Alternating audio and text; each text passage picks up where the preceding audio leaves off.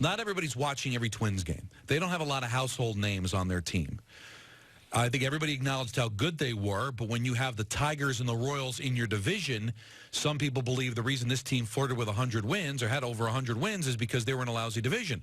But guess what, Yankee fans? You got the Blue Jays and the Baltimore Orioles to beat up on during the course. And the Red Sox. They beat up on the Red Sox. Well, the Red Sox at least finished above 500. Would the Blue Jays lose 94, 95 games? And then, obviously, the Orioles lost, 110, 112, whatever. So that kind of balanced itself out. But I think the division the Yankees were in was much better than the division that the Twins were in. Twins 31 and 35 against teams over 500. Well, that's seen, and the Yankees, and they were 70 and 26 against teams under 500. That's the best in baseball. So they beat up on the teams that have beat up on. Yeah, and that's part of it. But I think most people are basing the Twins as an afterthought because that's what they've been since the Yankees started playing them in 2002 when the Twins got really good again after that spurt back in the early 90s.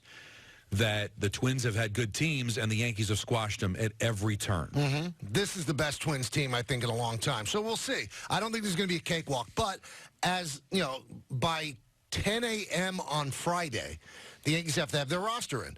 And on our broadcast, we've been playing with this all of September because I think it's the most fascinating composition of a roster because of all the next man up things that we've gone through, the Yankees. You kind of look at it and go, wow, there's a lot of people that could actually fill a lot of these roles. But now people have come back as well. So let's operate, everybody. Let's have this little exercise now. We operate under the assumption that they'll have 13 pitchers. Now, when I give you the 13 pitchers that I think they'll take, you're going to say, well, maybe they could actually carry 12 and have an extra guy on the bench. Because when you get 13 pitchers, you only have 3 guys on the bench. And one of those guys has to be the backup catcher, Austin Romine. So you are essentially picking 2 from a field of players that have really helped you. All right, so let's look at the pitchers. To me, there's 10 for sure ones, Don and Peter, and tell me if you think I'm wrong. Paxton, Severino, Tanaka. Those are your 3 starters. That's 3. Chapman, Ottavino, Green, Britton, Canely. That's 8. Sabathia and Happ. That's 10. Now, these are the 5. Or the 6 pitchers you have to choose either 2 or 3 from. So let's say we're choosing 3.